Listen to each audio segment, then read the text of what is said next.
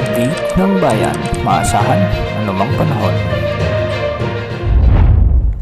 Magandang oras po sa ating lahat. Narito na ang pinakahuling update sa magiging lagay ng ating panahon ngayon at sa susunod na 24 oras. Sa kasalukuyan ay patuloy na nakakaapekto sa ating kapuluan ang southwest monsoon o habagat at nagdadala ito ng maulap hanggang sa maulang panahon sa malaking bahagi ng Visayas at Mindanao at ilang bahagi ng western sections ng Luzon.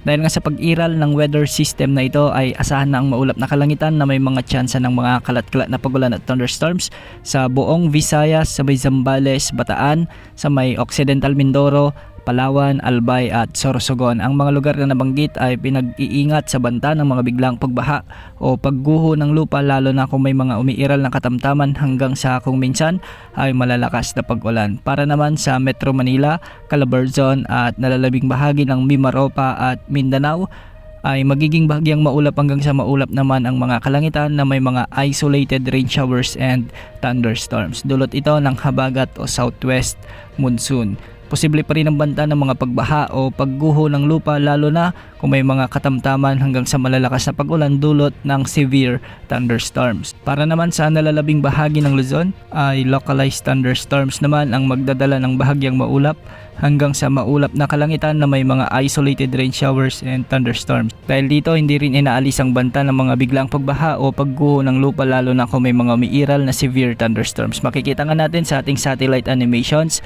na halos malaking bahagi ng Northern Luzon at Central Luzon ang nakakaranas ngayon ng mga pag-ulan dulot ng mga thunderstorms, lalong-lalo na sa Ilocos Norte, Ilocos Sur sa may Abra, Kalinga, Ifugao, Mountain Province sa may Quirino, kasama na rin ang Nueva Vizcaya at ilang bahagi ng Pangasinan, Nueva Ecija, Tarlac at Zambales. May mga pag-ulan din sa may Cagayan, Isabela at ilang bahagi ng Aurora at Quezon Province. Sa Bicol Region may mga pag-ulan din sa katimugang bahagi ng rehiyong ito. Sa ngayon wala namang nakataas na gale warning sa anumang baybaying sakop ng ating bansa at ang mga pag-alon sa buong bansa ay posibleng umabot hanggang 1.5 meters. Wala pa rin tayong namomonitor na sa malang panahon gaya ng LPA o bagyo na posibleng makapekto o pumasok sa ating area of responsibility sa susunod na 3 araw. Bukas saan pa rin ang pag-iral ng habagat sa malaking bahagi ng ating bansa.